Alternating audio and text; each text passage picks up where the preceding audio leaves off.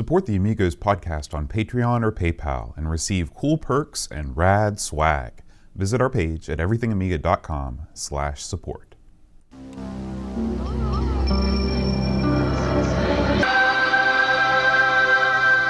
Amiga, the first personal computer that gives you a creative edge.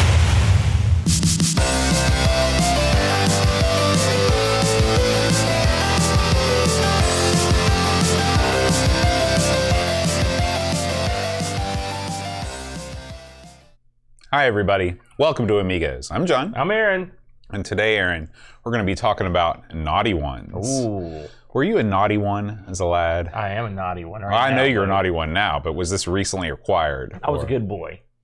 I was an excellent boy. I didn't become a naughty one until probably, I'd say a couple weeks ago. I'd say my sophomore year. That's when the That's when the naughtiness naughtiness kicked in, started and to I creep got in. naughtier as it went on. Now I'm naughty by nature now, just like the group. Remember that song, band, whoever it was? Yes. Yeah. Mm-hmm. Your knowledge of hip hop continues to astound. But what did they sing? Oh, a little of this, a little You of don't that. know, do you? I have no idea. Your Naughty by knowledge nature. of hip hop sucks too. Naughty by nature, not really in the pantheon of great hip hop artists. Good name though. Yeah, kind of like Two Live Crew. Oh, but they are in the pantheon. Clearly, well, they're in the pantheon of infamy. Don't let them hear that. They are frequent listeners of the show. Nothing left to lose. They'll come and bust us both. So, tell me about the first thing that you did when the naughtiness started to take hold that you really felt guilty about. When I don't know how you entered into your driving years. Mm-hmm. I, much like a lot of people, used to borrow the car. Mm-hmm.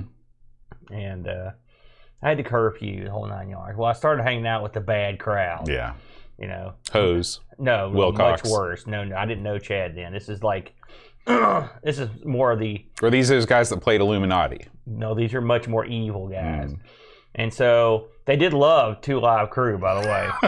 I'm not surprised. Skinny Puppy, Violent Femmes, all the evil bands, Danzig. And so I remember I'd borrow the car, be home by curfew, good to go. Well, when it went south, when I just started coming home. Take the car out all night, come home, gets crushed. There was some evil there. So you'd be driving home as the sun was coming up? Yeah, house parties. Oh. The parents are at somebody's parents are at town, some chick's parents are at I've seen all the 80s movies. I know how that goes. Yeah, they've got you ever been in one of these places? You heard the tale. I don't know, but you're a pretty straight-laced I've guy. never been to any of the places that you're about to describe. But you go to, I distinctly remember this chick was house setting for a guy. Now, we knew the chick. I don't know who the guy was. Actually, it was over behind the hospital in Putnam Village? Yeah, Putnam County Hospital. Yeah. And Putnam General. So, of course, that means it's time to have a party. And she didn't invite anybody. Someone just knew, and we all just went over. Mm-hmm. And so there was 10 people in the house. And so there was a bar in the house. Oh. Got to get in there and see what they got. Drank all the booze. And so after we drank all the booze, time to fill the bottles up with water. That'll stick. Yeah. You had to leave a little bit to color it. This is a tale you've heard a million times. I've never heard you tell this story before. Tell any of the more R-rated things that went on, but at some of these other parties. But this was a general. I remember one time being at my buddy's. Used to have people at his house to hang out and drink, and his dad was this big burly pipe fitter or something. He'd go out of town all the time and leave the dude in charge of babysitting the brother, this guy was a horrible babysitter. But we'd all go over and get drunk and run around and do crazy stuff. And I distinctly remember one time the guy's pipe fitting dad come home right in the middle of the shindig, and we had to jump off this guy's balcony to get out the back door. Wow. That was no fun. And I remember my buddy, he'd been in the back room the front room with his girlfriend, and they didn't get the clarion call to get out. And so they were still in there. And so we all waited across the street, hidden behind another house, waiting for the lights to come on, and they did.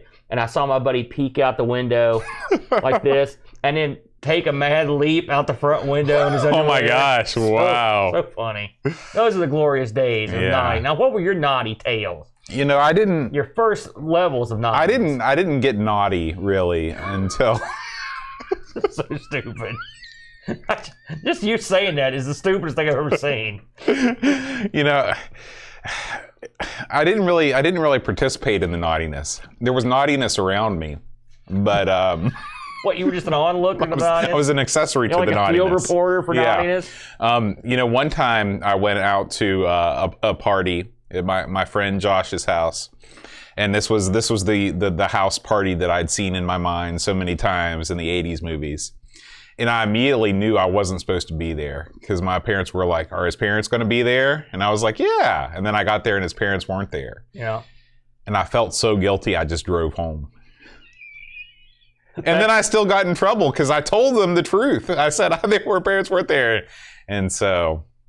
That was the naughty That one, was as naughty as I got in high school. Didn't you go to a foreign country? I was hanging out with your brother. Surely you did some naughty stuff overseas. Oh yeah, but I can't talk about that on the podcast. All right, you're off the hook. But your high school years, you were fraught with niceness. Yeah. I mean, until my senior year, nobody I really hung around with drank. Nobody, but there were people that played video games. That's pretty naughty. Yeah, no.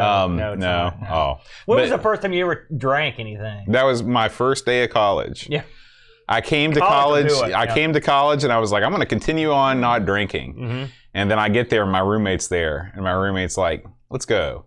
And I was like, "All right." So I follow this guy. Yeah. And then we arrive to his friend's place, who is like a junior or a senior, still living in the dorms. That's a sign that something's going on. Yeah.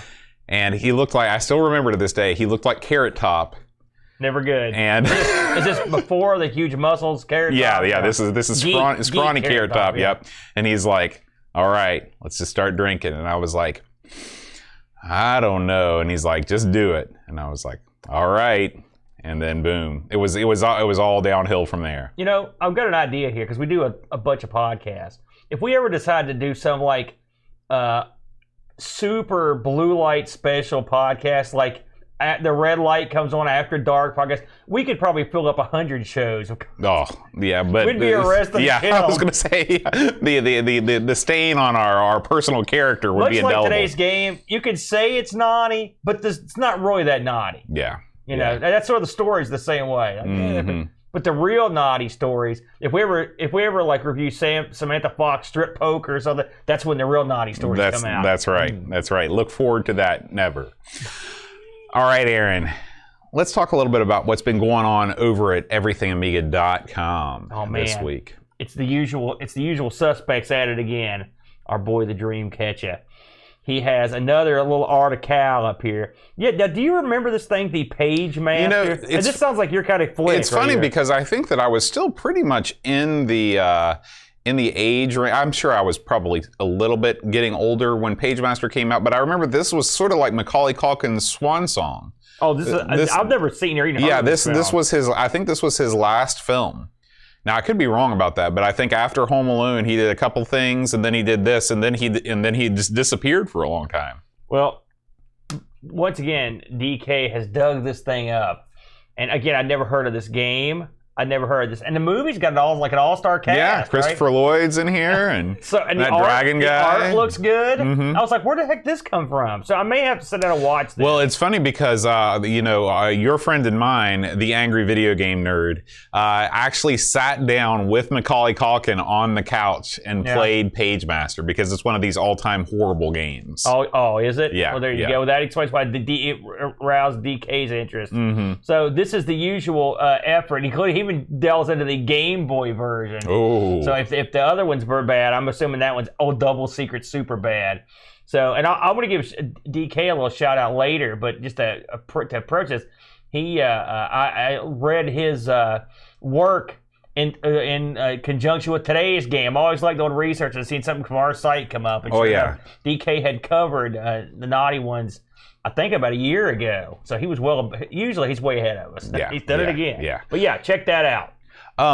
And Aaron, it's time. It's time. It's time for that lonesome whale. I like how you seamlessly, smoothly careen into that. It's like the gamble train. Do you think it seamlessly, smoothly careens in anything? Yeah. That thing's coming down the track like a bolt of lightning. Monorail slides in. This thing is like an old, beat-down steam train. What's this? Why? Because it's bringing your latest Amiga news. And let me tell you, that boat ain't paying anymore. the Amiga news. They can't rent the good engine. They can't. However, there's just a couple cars on the gamble train this week, Aaron. Short gamble train. Yeah, and in fact, the first one doesn't even have an accompanying graphic. This is something that was thrown up on the Discord. Our boy. I saw that you'd added a news section. Yeah. So and our boy Rushi posted this up here. It appears that the Cloanto Hyperion suit has been delayed yet again because something has happened. In which case, the judge, from what my reading made clear to me, is that the judge isn't exactly sure how to proceed because he's not sure which companies are against who, and some ruling would affect both sides or something like that. I did read that particular item, and it's not that long. It looks like what they want to be basically, it looks like there are two separate lawsuits are being combined. Mm-hmm. And the judge is decided to have these companies, basically, it's almost like write homework to tell the judge what the hell's happening and why they should do or shouldn't do this. Right. You know, now it's not. There's not really much to it. Like I saw people had the big one graphic. I saw on this webpage. It was these two fists. They were on fire. It's like Cloanto up here. Here we go. And I was like, so this is more like two baby hands, like touching one pinky to each other. There's nothing going on right now. Yeah. So let's hope they get this stupidity pounded out. But hopefully so. I'm not optimistic. And I'll go ahead and talk about this now. Just live today, my interview with Mike Battolina from Cloanto, CEO of Cloanto. He is literally the man mentioned on the documents with the judge. Yeah, went live on the podcast today. So if you haven't heard that yet, check that out. We get into his early computing history with the Amiga. Very fascinating stuff when we round out the interview talking about the lawsuit. So you did touch on it then. Oh, you asked the hard questions. I asked all the hard questions. Outstanding. Because I haven't got to hear that yet, so I'm dying to hear what he said. Oh, yeah. Because it's funny because last year when you interviewed him, it didn't take. Right. I didn't turn on. This time I had double trouble. I had the computer recording, and I had the Zoom mic. Very good. So. But things have. There's been a lot of water in the bridge since last year. So this year, it seems to be a little clearer to me. Yes. So. And finally, Aaron, there is one new Amiga release this week. This is Rotator.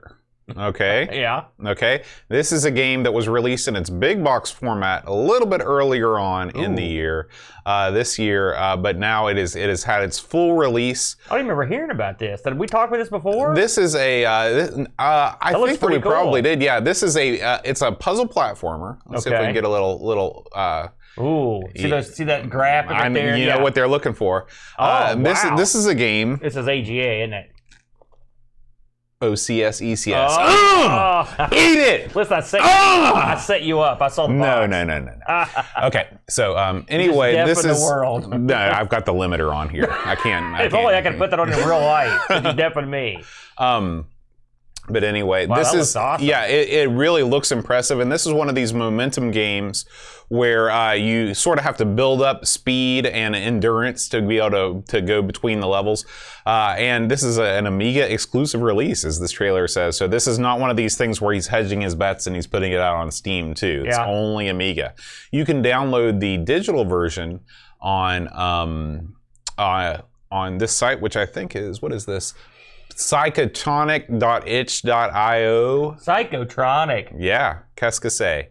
And so very cheap. $7. Yeah, $7. How much is the big box? Can you still get that? The big box. If you want the big money. I believe that it is. Oh, you got to click here to order. You can't. They're not going to give you the. They're going to give you the money right there. You got to know. Let's see here. Looks like $13.49. I want the collector's the collector's edition, $35.99. 35 euros. Mm-hmm. We're looking pretty good against the euro right now, aren't we? So yeah, that's like $37 bucks. Yeah, so that's not bad. Yeah. There it is. Go buy this. This looks cool. Now, see, this is what you were pitching a fit, and we weren't getting OCS action. There you go. That's right. There you go. Well, this guy obviously heard me and responded accordingly. Despite the fact the game's been ready early in the year. No. He retro heard you. That looks good, though. I'm impressed. I like games where you bounce. Of course, we're horrible at every game that involves bouncing around like a ball. It reminded me a lot of Whizball. I knew you were going to say that. It didn't look like that to me at all. It looked like... How did that not look like Whizball? Whizball's the exact same game. No, it's not. Whizball's much wacky. Whizball's got a little guy on it, like smiling. This more looked like they took Whizball and like combined it with like, I don't know, Killing Game Show or something. It had that cool water thing going. It was Psygnosis looking. Yeah, it was Psygnosis I'm looking. down with Hopefully that. it won't translate to Psygnosis controls. Listen, what? Psygnosis is awesome. They got great control. Yeah, they're the I'm not best. going to go with you on this crap. So this one I'd heard of, but it just seemed, I never tried it. Like I'd seen it, but I was just like, meh. You know, so this is the first time I've sat down and played it. So you got, this thing came out in 1994. 94. Okay. This had a disc. This actually had 3 releases. That had the OCS ECS version, the AGA version, and the CD32 version. We'll get to that in a little bit. So this was developed by an outfit called Melon Dezign. All right. Now, the only game they ever did aside from this as an outfit was Jimmy's Fantastic Journey. Sounds good. Yeah. Now, these guys basically made their name by being trainer. They make the intro scenes. They were a cracker group. Well, they didn't really do the cracking. They did this. They did the cool stuff that comes with the crack. Sure. You know. Yeah, but I mean, they were part of. They were affiliated with they various actually would groups. do it. They would work for many different cracking groups, which we'll get into that. And that's kind of funny too later. Now, the producer of this guy was this guy named Henrik Thomas. Henrik actually produced some other games, including, it's funny, I mentioned this because it was on my mind, Cover Girl Strip Poker. He also produced Prime Mover, remember that? And then Ultimate Pinball Quest. Is that the game that we played on the Saturn that one time? No. Okay. I like the one where the basketball player. Yeah, that was the one on the Saturn. Most of the guys that worked on this stuff only worked on either Jimmy's Fantastic Journey or Ultimate Pinball Quest or nothing. Okay. So this was sort of like their maiden voyage, I guess, or just one of a couple. What you've got here is a 1 or 2 player simultaneous, basically a flip screen platform puzzler. How's that sound? Yeah, that's very good. Very good. So you are treated with an intro for a group of people that did intros. This intro sucked. It was slow end. Yeah. It wasn't. There was no animation. I mean, there was an intro, which you got to give it some credit for that. I should ask, which version did you play? Because I did not play the CD32 version. I played the ECS OCS version, and then I looked up the AGA version on YouTube just to check out the differences. Okay, so neither one of us tried the CD32 version. No, is what I'm saying. I would assume that it would be very similar to the AGA version. I was just wondering if it had some kind of crazy intro that we didn't Maybe see. so. Maybe it had some Red Book audio. So the game starts out with the story of these 2 guys, and the 2 guys are brothers who are. It's just still photos, and the artwork's written. Now, I've been told this is reminiscent of what these guys did, this sort of no frills cartoon style. Sure. Anyway, guys get yanked into another dimension or whatever, and now they're trying to get out. Yeah. I mean, literally, it's just as bare bones as it gets. It also mentions that they're naughty. But it never goes into the exploits of their naughtiness. One of the things they mention is they can't wait to see who they're going to go bully or pick on. Right. So you're automatically makes me wonder why we're rooting for these guys to begin with. I was just thinking the same thing. It's like 2 jerks, and you're one of the jerks. So I'm assuming that this adventure might reform the naughty ones. But I guess this is one of those cool guy. Caveman or style. That's right. Like, cool. I'm a bully, but that's cool. Yeah, because I've got lots of tude. I don't like that. I don't like it either. Especially in a game like this, because I could see Bub and Bob in a game like this, something like that. Right. Well, it's clear that they knew about Bub and Bob, and they wanted to go the other way. They put jerk and ass in this one. Instantly, I didn't like it. They should have named the characters that. That would have been great. So the backstory scant. Let's go with that. So what do you do in this game? Well, as we mentioned, this is sort of a flip screen puzzle platformer. Now, it's got all the things you love, Bo. It's got up for jump. I'm sure the CD32 has patched in. Wrong. Oh. I looked it up. It also has up for jump. Nice. In fact, I printed out what the CD32 buttons do just because I knew this would come up. So I actually printed the manual out. The buttons do things like control the sound effects and music. They pause the game. And quit the game. But one thing they don't do is jump. You have to jump up for jump. So I'm guessing this was the El Chizo graphical combo. Now, the difference in the versions, as far as I can tell, were just colors. 64, 32 colors differences. That's the best one. And I looked at them. The colors do look more rich on the AGA version. They do. Yeah. They absolutely look better. So you pick one or two guys. Again, it's simultaneous play. Now, I didn't get to play this with anybody. I didn't But either. this would probably be more fun with two players. Yeah. And you can see how it would work. Because really, the game, basically, you've got your guy. He has two moves, basically. He can it's three. He can jump. He can duck. And when I say duck, it's the most minimal duck you've ever seen. He just kind of goes, And then he can also shoot his Mr. Do-like ball or whatever special item you might acquire. Laser or lightning bolts. Lightning bolts and some. There's a couple. Actually, I got those written down too. There's several. I didn't see them all. So your goal is to exit these rooms. It's that simple. And acquire coins while you're there, or power-ups, or whatever, and you may also destroy whatever's in your way. It's a score-based game. Now, is there anything that reminds you of out of the gate? I mean, it seems like it reminds me of stuff, but I can't sit here and place a game. But I mean, this is one of those games that seems like we've played a few times on this show. Well, this is an amalgamation of many things. Here's the way I think about this. Okay, go ahead, man. Okay. Take the floor, Boat. So, are you familiar with the Beatles? Yeah, I heard of them. Okay. Well, after Sgt. Pepper, they kind of entered sort of a rough period commercially. They did a Magical Mystery Tour, which was a total flop. Was this their Maharishi phase? Yeah, this was the Maharishi phase. Yeah. And then they did the White Album, which was a critical success, but it's a little bit weird. There's a little bit. Yeah, there's a lot of sort of filler on there. And then they did Get Back, which is a total unmitigated disaster, which was later released as Let It Be. And after they did Get Back, they're like, well, we really just want to do one right. We want to get back to what we're good at and just do it right. We're going to get George Martin back and to produce it. We're going to write an old school Beatles album. And that's what Abbey Road was. Okay. This is the same thing in Amiga form. That was a long way to get there. We're reaching 94. The sun is setting on the Amiga as a viable commercial platform. In this country, the sun set, rose again, and then set again. Right. And, there had been all these attempts to sort of mimic the console experience on these platformer games. There had been Guyana was Mario, and Kid Chaos was your Sonic ripoff, and then there was that Abomination Frog game that tried to do both of them at the same time. It wasn't that bad. So they're like, what is really going to be the most remembered platformer style games on the Amiga? It's going to be the ones we do right. It's going to be the ones that are whenever you see the lists of best of titles, it's going to be these. It's going to be games like Rainbow Islands, like Bubble Bobble, basically like Taito games from 1984.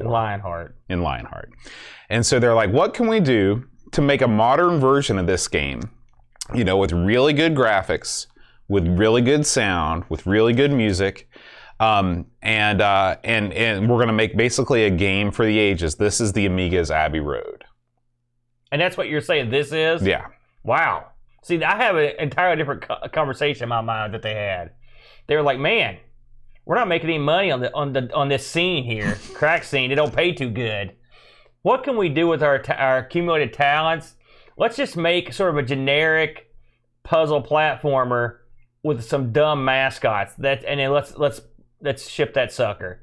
It's vanilla. And they're like, bam, we're going to do it. And lo, it came to pass. Really? And this game was there. I mean, this game... See, I think that if they were taking that tack, they could have made a much worse game. No, but this game's not bad. I'm not saying it's bad, but I'm just saying it seems like a game you've played, but it's like when you play Weltris. Weltris is a pretty good game. It's not bad, but it's not Tetris. You feel like you played it already. And that's the way I felt when I played this game. I mean, is it crap? No, absolutely not. But it just seems like something I've already played. You know, yeah, you run around, you shoot stuff, you jump up on platforms. Well, you've just described every video game ever. No, I mean, but you're telling. Now listen, are you saying there's no credence or there's no authenticity to what I just said? You run around, you shoot stuff, you jump. No, yeah, that's great. You know what I mean. No, I don't. You know what I mean. This just seems like another game, another puzzle platformer game. It just seems like I don't see it as it being any great shakes. Now, as a game that stands on its own legs, it's perfectly fine. It's a perfectly competent game. I mean, aside from the idiotic backstory, I think some of the tunes are fairly catchy, which I've got a little bit to say about that. The colors and stuff, like you said, they pop pretty nicely. It's a smooth game. It's obviously the people that didn't know what they were doing. But I mean, you're acting like this is at the top upper echelon of all Amiga platforms. This is on the upper echelon of all Amiga platformers. I don't know, man. Well, if you don't agree, you're a fool. Okay. I mean, this Don't hold back, Boat. This game is fantastic. Now, is it perfect? No. Is it really even that great? No. But you got to remember, only Amiga has so many awful platforming games. This game rises. This game rises to the top of that list. I had so much fun playing this game relative to so many of the other games that I've played in the Amiga Ranking of Platformers Challenge. Because here's the deal, okay? Right off the bat, background music. Okay, right off the bat, great background music. I was moving and grooving the whole time I played this game. It's a mixed bag. It's not a mixed bag. It's present. It's not. That's true. Okay. That's true. We can agree on that. There is background music. Okay. Thing number 2, variety of backgrounds. And remember, this is ECS, OCS. Variety of backgrounds, well populated with, interesting looking things. Okay, a variety of enemies that are extremely well animated. This is not your Agony, let's just float some crap on the screen by. You never played Agony. Listen, man, go back and look Go back and look at those monsters. They're horrible, okay? This game has it all, okay? Now, I'll tell you what this game doesn't have. This game does not have a good sense of adequate length of level. These levels go on for much, much, much too long. Sometimes. Okay? Yeah. Another thing is the game's play mechanics are somewhat suspect.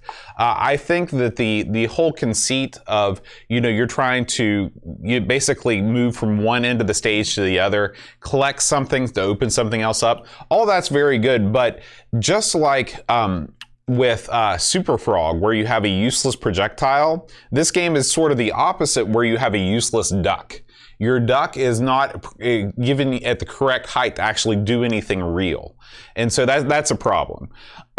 However, and then the third problem I have with this game is that there are no bosses. When you beat a level, it's just like you get to the last stage, and then you get a text screen saying, now they're going into the magical fun zone. And then you start it and you do that. No ending to this game, by the way. It's just a text screen that's like, and they made it out, they were still naughty. Ha ha. Now wait a minute. This thing had sure. I think it had end bosses. No, it doesn't, man. I never got far enough to see. That's why. I didn't get past the first level. There's this place called YouTube where you can watch the whole game. I don't like to spoil it for myself. I don't have to. I did read that the ending was suspect. I think one of the reasons you like this, and someone brought it up in the chat, it in some ways there is a bit of an Addams Family thing going on here. Parts of this thing looks like the graphics are kind of similar. I think that may be tickling my heartstrings as well. Yeah, I'm blinding you to the truth. Yeah. Which is this? I mean, like I said, this is a well done, if pedestrian, puzzle platformer. Now again, it has some things going for it. The fact of the matter is, the levels are pretty clever. I agree, there's 50 levels, so you've got a lot of levels. You've got the Mad Mechanics level. You've got Crazy Clocks, Furious Fire, Foreign Affairs. By the way, that one I know has an end boss because there's a bear throwing Tetris pieces at you. I definitely remember seeing that. Okay, maybe there are some end bosses. And Evil Egypt, which also has an end boss. It's a giant Nevertheless, so as you move through this, the levels do have different backgrounds, the tunes change. I found an interview with a fellow, and the fellows that did the music on this were Alan Kirkby and Martin DeAgger, okay? And I read they had been quoted on EAB that the music was just made in mass. Right. Like a bunch of tunes. Yeah. And then someone sat down and said, okay, and this is one of those things you look at a background and this probably happens a lot. You know, you never know how they're going to do the music. You know, I think very few video game soundtracks were made by somebody sitting down and playing the game and then waiting for creative inspiration. Yeah. I think a lot of times you have somebody that's like, hey, write some music, and then we'll pick 3 or 4 tracks and we'll put it in there. Right. Now, I will say that one game that I think might have gone the other way around, which is the way we like to think all video game music was, is Lionheart. I really think Lionheart's themes are so evocative of what's going on in the game. Now you're trying to make me happy. No. It's too late now, bro. No, I'm not afraid to give Lionheart credit where it's due. So, this game, when it was released, did not even chart. What do you think about that? Isn't that strange? Now, despite the fact that it's not necessarily something I think is awesome, you'd think in '94 a game of this quality would do fairly well. You know, so I wonder if your distribution was low. Yeah, I was going to say, I wonder if this was a game that you could only buy out of the back of Amiga Power or something like that. I don't know if this was ever on store shelves. Yeah, who knows? And that's something we could never kind of glean over here. So now we talked about the Super Ball you get, and it's sort of Mr. Do-like, but except it's not quite. It bounces around at first. You could also get other balls. Now I had the one that looks like a lightning bolt.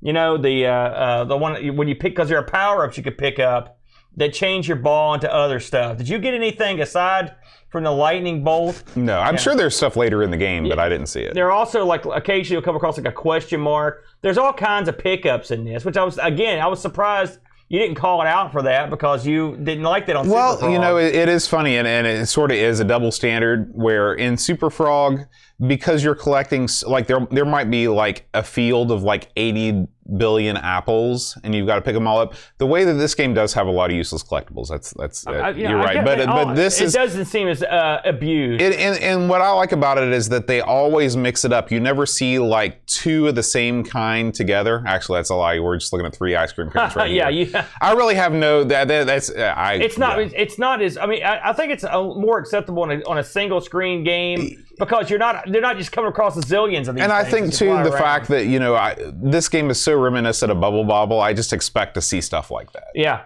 One thing that's wacky in this is there's an arrow that appears all the way from the beginning in every level, and it sort of tells you, okay, kill this. Mm-hmm. And at least as far as I got into the game, and I can tell you the exact point where I had trouble.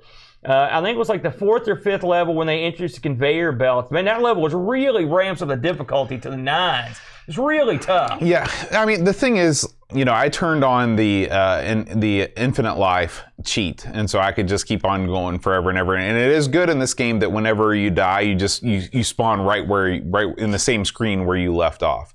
But after a while, I just really wanted to see the rest of the stages, and I did prefer to play this. And maybe this is another earmark of why maybe this isn't such a great game after all. But I kind of felt like I'd seen a lot of what the game was going to throw at me, in just harder and harder forms. And this was a game that I wanted to. I felt like when I was watching it, I got more fun out of it than when I was playing it, because I didn't have to think about all of the sort of like. I have a problem with puzzle platformers because these are games where people are creating things just to trip you up. And it's like, it becomes like a mind game much more than a reaction skills-based game. The funny thing about a puzzle platformer is that it's 2 elements that are I don't think mix that well, because it's puzzles, so you know what you've got to do. First of all, you have to figure out what to do. Right. Then you've got to have the dexterity to pull it off. Yeah. So it's like 2 real annoying things mixed together. So I'm not gonna lie to you. The puzzle platforming genre, not my favorite. Yeah, and I wouldn't call. Would you call Rainbow Islands a puzzle platformer? Not like this. Yeah, I don't think so. Yeah, I think this game leans much more heavily on the puzzle side of things. I think Rainbow Islands is somewhere like this is right in the middle of like Lost Vikings and Rainbow Islands. Like Lost Vikings is hardcore with very little platform elements and some dexterity, where Rainbow Islands is pretty much all dexterity with the elements of puzzles, not that big a deal. Yeah, I agree with that. This is somewhere in the middle of that. You know, one of the things you could tell that these guys were demo artists and stuff because or intro screen guys because of the way stuff moves. The animation's smooth. There's a lot of stuff. There's a lot of little stuff moving, which is a mixed bag. It looks good. It moves smoothly, like little balls, or we're looking right now, little stars. But they're really tough to hit. And I had a heck of a time shooting stuff with that ball. Yeah. The ball, it kind of limps out of your hand. I agree. It makes it real tough. There's also there's tons of little stuff that's tough to hit. I spent a lot of time thinking about how I would improve the ball. And I don't really have a good... The lightning bolt is much better. Yeah, I don't really have a good way. I do like the sound effect that's associated. It's a very good sound effect. It sounds like a billiard ball, you know? But I don't know if I would make the ball do style and just make it last forever and bounce all kinds of crazy ways, or if I would let you fire 2 balls, but it just seems like the ball mechanic is not ideal. Yeah. Getting back to that arrow, again, this is an unusual element to this game where it tells you what to go after. I found, at least in the levels that I tried, that the arrow does lead you in the right direction, because there's absolutely, on some of the levels, there's a method to what to approach to kill. You know what I'm saying? And so you want to do it in a particular order, because maybe the arrow will point beside a bad guy that's got a power up to get past another bad guy. But you don't have to actually follow what the arrow says. You can pretty much do what you want. And I often would just do what I want. But I did say, in some of the more puzzly areas, the arrows actually, I think that's a pretty cunning design element of it, because it does give you a little help. And there were a few times where I wasn't sure what to do, and the arrow kind of pointed to where I needed, like the bad guy. I knew if I needed to kill this bad guy, well, probably what I need to do is come off that ledge or get something up there to move down to the next level. Here's one of the non-existent end That's bosses, the guy. Yeah, that's the bear that has the Tetris pieces. I remember thinking about that, how wacky that was. So overall, I thought this was a pretty decent game. Like I said, I'm not going to shower with as much praise as you. There were parts, again, you could have made this a much more popular game, I think, just by pondering a little bit of design. I think it gets hard. I don't think so. I think that what you should have done was called this game something other than the Naughty Ones. This is one of these cases where I think your game probably could have benefited from coming up with some sort of a mascot. Oh, that's where I was going. Okay. That's exactly what I mean. The name is no good, and the mascots would be okay, but the backstory makes them look like jerks, and the name of the game makes them look like jerks. Yeah. Listen, again, these aren't my bag. But I can tell you right now, I've talked to a lot more people that are into Bubble Bobble and Rainbow Islands than are into Naughty Ones. And I think there's no small bit of that's because it's got, this has the peppy music, but it's got the goofy, doofusy characters. Yeah. And the interior screen is kind of lame. One thing I want to mention, the guy, again, we talked about the guys that made this, the fellows from Melon Dezign, worked for Cracker Groups. They did intros for him. And so when they released this game, they put a message in the code. Did you see this? No. It says, sorry guys, no time for a proper protection. Have mercy. Melon Dezign did a lot for the scene, so please give us a break. No challenge in breaking this one anyways. P.S. We were never paid to make an intro for anyone. We were never paid to pirate all the software that we allowed. Here it is. This is their disclaimer. Okay. We were never paid to make an intro for anyone, but maybe you will reward us by not cracking / spreading this, okay? P.P.S. Just spent my last money buying a mobile phone, so I really need every dime this game can make. Merry Christmas, everyone. See you around. So that's awesome, but then they by the way, that was something Dreamcatcher dug up in his article. Dreamcatcher's article I highly recommend, and I'll link it up after this thing goes up. But that didn't help. This was instantly pirated by everybody, including, and Dreamcatcher points this out, it was pirated by groups that these guys had worked with, and to a certain degree started. Wow! So they got bit by the snake. Hey, you got to eat your own dog food, as they say. It's kind of in '94, you probably were to struggle for every cent you could get. It's tough. It's tough out there. It's tough out there. And these guys didn't get to do that much. So I'm going to guess that since this didn't chart, it probably didn't make that much money. Yeah. But overall, if you're looking for a a puzzle platformer that's well done. Yeah, if you like, if you like Rainbow Islands or Bubble Bobble at all, you owe it to yourself to check this out, because this is sort of the next evolution in terms of game complexity and things like that. And I was charmed by this one, and I didn't expect to be. Yeah, I'm guessing you didn't get the bonus levels, did you? I gosh, saw no. them, but as we were watching it, the bonus levels didn't look like they were anything to write home about. I got to one, but it wasn't at any great shakes. I mean, I cheated to get there. So this has a built-in cheat mode, by the way. If you don't want to use a trainer like I did. By the way, I would. Yeah, that's what I used. I typed in Joshua. Oh, did you use that? Yeah. I actually used a built-in trainer on the one copy that I downloaded, and the actual. I will say, I don't know. I should have paid attention. I remember thinking, man, the intro screen and music for this is awesome. It's awesome. I was like, oh God. So and at the time, I didn't know an intro group did it. So I don't know what I'm saying. So I looked up some reviews on this. I'm sure we had some listener reviews.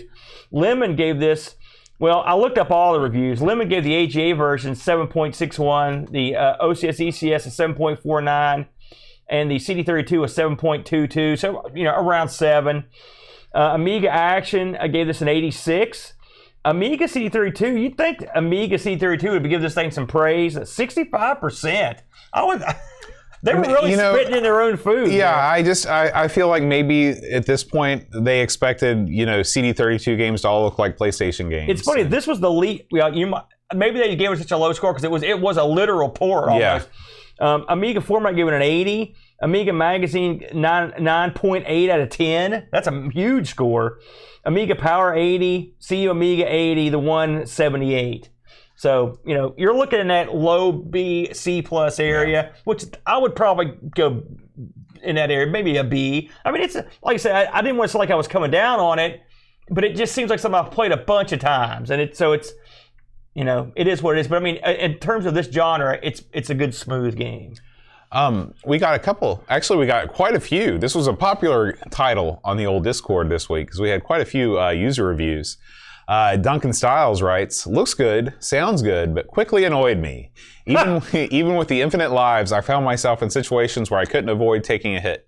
The duck feature doesn't help you avoid fireballs, so why is it there? 5 out of 10. It's an odd thing to be stuck in there. Chris Folds writes, nice graphics and sound, but the music quickly gets on your nerves. I had to quickly turn on infinite lives to get past the 5th screen as it's brutal, and why does the guy have the worst, most pointless duck ever? He drops like an inch and you still get clobbered. I expected more from these guys, but shows a mastery of the blitter does not mean you know what makes a fun game. 5.5 out of 10. Folds, that's exactly the 5th screen. I bet my bottom dollar it's the same one. It just goes from like, I'm getting it. It's like when you learn how to ride a bike, and then you accidentally pull into like the interstate and just get crushed. And Pixels at Dawn writes, I was ready to destroy this when I suddenly fell into its niche. Oddly, this is almost like a Manic Miner type of platformer. Each screen has its safe spots and patterns to follow. Learn them and you progress further every play. And there's no time limit, so you can take your time and play patiently and strategically. Within an hour of play, I could get to screen 8 without losing a life, and I'm not good at platformers. Special mention to the bouncy ball weapon, which allows for some innovative enemy kills. Sound is decent, graphics and controls are excellent.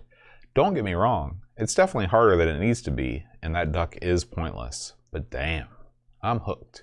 7.5 out of 10.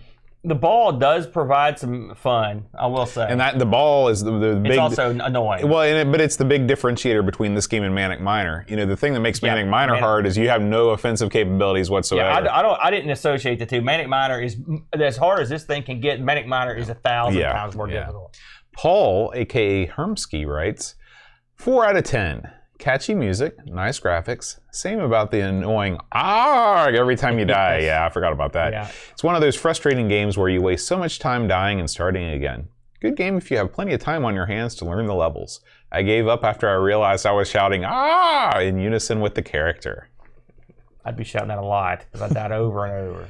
Graham Bebke writes, I haven't played this enough yet, but it's really difficult and the music is killing me. Wow. So I told you, it's mixed bag on the music. Some of it's okay. Well, it depends on how much you like Eurodance trash. I think it's in... Yeah, but you said you liked it. I know, and I don't like Eurodance trash. Well, I didn't think it was Eurodance. It's not. Oh, I see where you're going here. Oh, I got you. I do like that this 6 out of 10 game has no time limits, though. I like how he snuck the score in there into the body. So I might return to this again and see if I can learn some patterns and progress further. Zorglub writes, 6 out of 10. As everybody else says, great graphics and sound. I played the AGA version, and it's even better looking. This group of crackers were a capable bunch. It sounds wrong. From Denmark by the sound of their names. I never ran into Melon Group in the past. I find the game a bit hard, but otherwise well executed. It feels like the replayability of the game is quite okay. No classic, but not bad either. So yeah, it's funny, 6 out of 10, so that's about where I land on this thing too. Yeah, I would give this one probably a 7. A 7. Oh, you said this was in the upper echelons, so 7 gets you there now? Yeah, 7 gets you in the upper echelons, man. How is you need to get back to your ultimate platformer. Yeah, thing, ranking of Amiga platformers. Because I got to see how this. You didn't play this one on your show, did you? No. When I'm glad that you mentioned that, Aaron, because there is something that has been given me that will assist me in this. Because as I told a bunch of folks over at Amiga Ireland, I plan on resuming that series, playing as much as I can exclusively on the Amiga 600. And Edvin Helland has purchased one of these for me. This is an Amiga Kit A600 1 meg expansion card. Oh boy. Yeah. As you know, we have that expansion card that was causing my Amiga to malfunction. So hopefully, and this has got the RTC module on there, should I ever decide to pretty cool get with that. Yeah. And this is for you, Aaron. Okay. And this is the paper that tells you what it is. Oh, thank you, sir. It's a real-time clock. Awesome, because I don't have a clock in mine. Isn't that nice? Yeah, very nice. Thank you, Edvin. That's awful nice of you. Yeah. I will install this weekend. Cool. Super duper. You know, before we depart these waters, I should mention I did look this up on eBay. Oh yeah. 20 to 35, 36 bucks. You can get you a copy. That spans between the CD and the box, so it's not super expensive. You know, the CD I would go for the big box. CD is just the old jewel case, nothing special. So yeah. Did the as far as you remember, did the CD32 games ship in a big box? You know, like the old big box CDs. Long box, they call it. That's a good question. To be honest with you, I've often wondered that to what extent they did. Mm-hmm. I'm trying to think if I've got any CD32 stuff in the big box. I don't think I did, but that doesn't mean anything. We're here. I know some things did. I'm certain I've seen the big box, but I don't know if everything did. Would you? I doubt everyone used the big box. Mm-hmm. I'd say some people just went with the jewel case. Yeah. That's just a guess. Yeah. So someone can chime in if they know definitively, but that's one I don't know. All right, and then we want to thank Blindo75, Amigos Game Selection Committee member, for suggesting this game on the spreadsheet, and of course it was voted upon by the entire body of the Amigos Game Selection Committee. We thank you all for always making our lives better by selecting these great games. That was a pleasant surprise. I mean, again, I despite the fact that it felt like I'd seen it before, it was fun. And it's one of those games that does what you think it does. It doesn't throw anything weird at you. You know what the game is pretty much right when you start playing it. But it's as long as it's good, you know, I liked it. I thought it was okay. Yeah. We also want to thank all of you watching live on Twitch. If you enjoy the show and you have an Amazon Prime subscription, you can subscribe to our channel on Twitch for free, Amigos Retro Gaming. And if you do, please remember you have to resubscribe every month. It will turn itself off and you just have to go back in there and re-click. So if you could do that, that's a huge help to us. We appreciate you supporting the show. And next week I'll have that list of our subscribers. I forgot to print that off this week. Live watching us now on Twitch, we have Tragard, Picard 2010, Vicky, Pixel Vixen. She's getting ready to go to Japan. Oh, wow. Yeah. So lucky, eh? Yeah. Pixels of Dawn Gaming, Rushi MSX is here with us. Edvin in the Man Cave, of course. I think there was Zorglub is here, and Pi Gravity, or Pig Ravity. It's a big pig rave. Barkbit here with us, and Ricky DeRocher. Thank you guys so much for watching us live. We record every Friday, most Fridays, around 5:30 p.m. Eastern Time. We'd love for you to check it out. Now, you have you posted some good video this week. up on the old YouTube channel. Let's get into that. Yeah, so we had the Dave Haney interview, which has gotten a very good response, hasn't it? Yeah, I got that. We have all of the workshops have now been posted. So that is the programming with AREX, which was totally over my head. But it's all there. There is the music with Mike Clark, who basically takes you through how to do a tune in Pro Tracker. I found that fascinating. It's funny.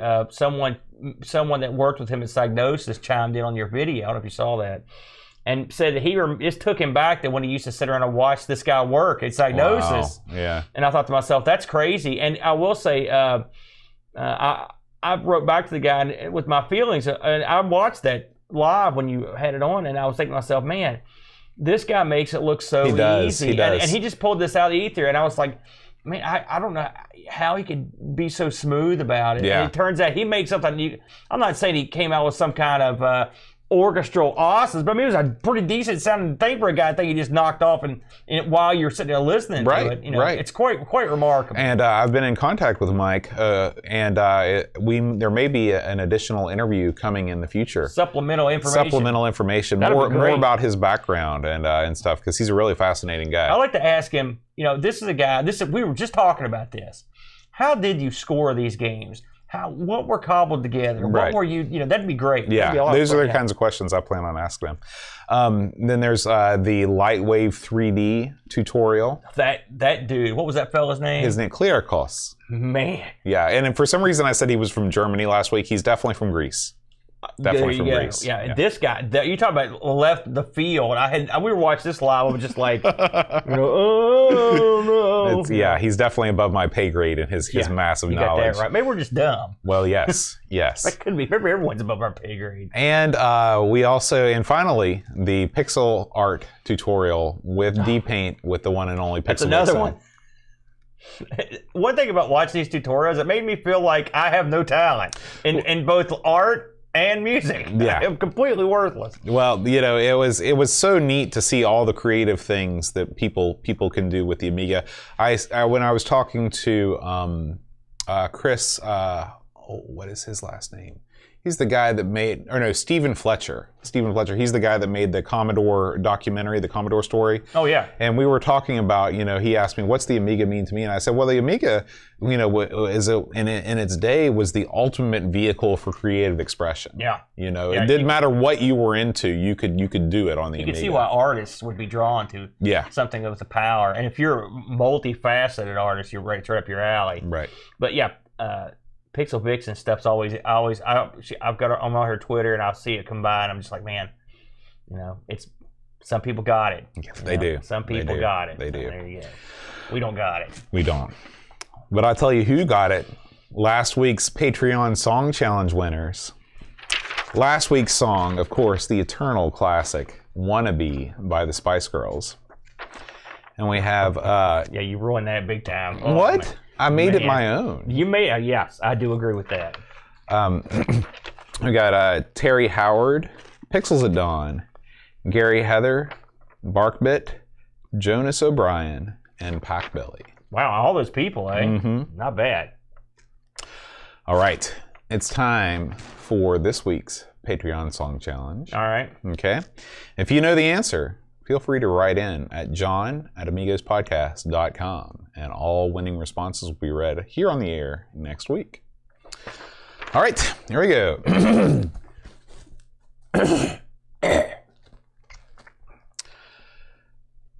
Dan Williams. Boy, this is going to be tricky. I'm rethinking my pick now. Danny Williams, Bernard Lucas, Jerry Dennington, Sorgleb, Iron Wolf, Bjorn Vingenson,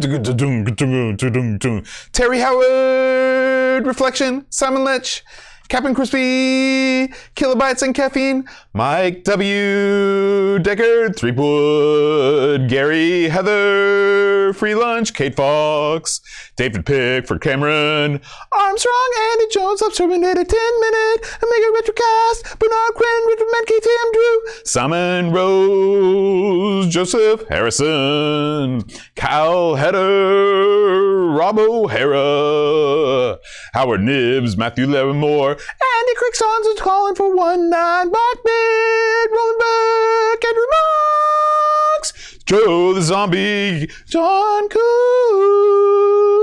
Leaf Galon, Alan Kebab, Jay Cote, Leatherlord, John Marshall, Matthew Perrin, Rookie DeRocha, Creepy Dead Boy, PCCTC, The Slow Norris, Stefan Sorgun, Mortensen, Ed Van Helen, Blender 75, Christopher Hassel, Ravi Abbott, Chris Folds, Dreamcatcher Lawrence Giroux, Graham Bibb, Ghislaine Denson, Adam Battersby, O'Brien's Retro and Vintage, Gary Hutka, C. Brian Jones, Paul Bossman Harrington, Duncan Styles, Tapes from a Crib, Josh Nat, Adam Bradley, Jonas Willow, THT, Eric Nelson, Kim Tommy, Humbert Stad, Dangle Bingleton, Bingston, Rito Barracuda, Darren Coles, Jason Walls, Pixels at Dawn, and Kjolbjorn Barman. Singing your own backup singer. I know. It's a skill. Talented. It's a skill few possess. That's the human equivalent of like multiple layers of scrolling. Yes, that's Very right. Good. Nice job. They call me the human parallax. Is that what they do? Yeah. I got another word for you. Next week, Aaron, we're going to delve deep into the world of real-time strategy. You're sort of the master of real-time strategy in your own life. I'm the master of keeping it real. When problems come at you, you handle them in real time. No, I don't. I'll handle the problems after real time. Well, this one was suggested by none other than Boss Man himself, Paul Harrington. Man, I heard about this one. Yeah. I'm scared to death. I am worried. Well, we'll talk all about it next week in all its sandy glory. You gonna tell them what it is? I said Dune 2. Did you? Did I not? No. Oh. It's Dune 2. It's Dune 2. We're doomed. It's the Duniest of all the dunes. Hey, before we wrap it up, there's two little things I want to mention. You're not supposed to walk on the dunes. I'm not, yeah. I've read have you that. ever been to Kill Devil Hills? Yeah. It's awesome. It is there. awesome. Yeah. That's where they flew the plane, Kitty Hawk. I read, first of all, because I mentioned a couple weeks ago that we were done. ARG was done broadcasting live. Well, I lied. We're still doing it. So if you want to catch our show live on Sundays, me and the Brent, we'll be back at it this week. We're doing CPS1 Capcom arcade board games, and so and and just to reiterate, your new home on the net, anchor.fm/ARG-presents. That's right? You don't know. I don't know where my home is in real life. Okay. Secondly, and this is kind of a bummer, but I want to mention it. I was reading on Facebook last night about a fella. I'm not going to mention his name, but if you're on the Facebook Amiga group, you know who he is. His name was Brent Dowdy. This poor guy. No, this is a serious thing. Okay. This poor guy had been diagnosed with blood cancer. Is this a guy in the Amiga community? It's the Amiga. Yeah. Well, he actually, I think it's maybe the first time he's ever posted, but he posted for a reason. And the fellow had beat blood cancer, but now the cancer has moved into his spine, and he is destined. He's not going to be around much longer. He knows it, and he wanted to tell everyone in the Amiga community how much the Amiga meant to him, and how nice it's been to be in the community, and how much it all means to him. And he mentioned that his wife was going to keep all of his systems so his son could get into the Amiga when he gets a little older, to kind of keep the fire burning. So, as sad as that story is, this guy is a real brave guy. He fought hard, and this is one of those tales where you're just like, look at your hobby, look at your family, don't take it for granted. Absolutely. And Absolutely. if you know the fellow I'm talking about, or happen to come across this post on the Amiga Facebook group, the big one, give this guy some love, because good karma and some good luck. You never know, miracles do happen. That's right. That's right. And but it struck me. You gotta don't take anything for granted. That's for sure. Yeah. All right, guys. We'll see you next week. Until then, adios.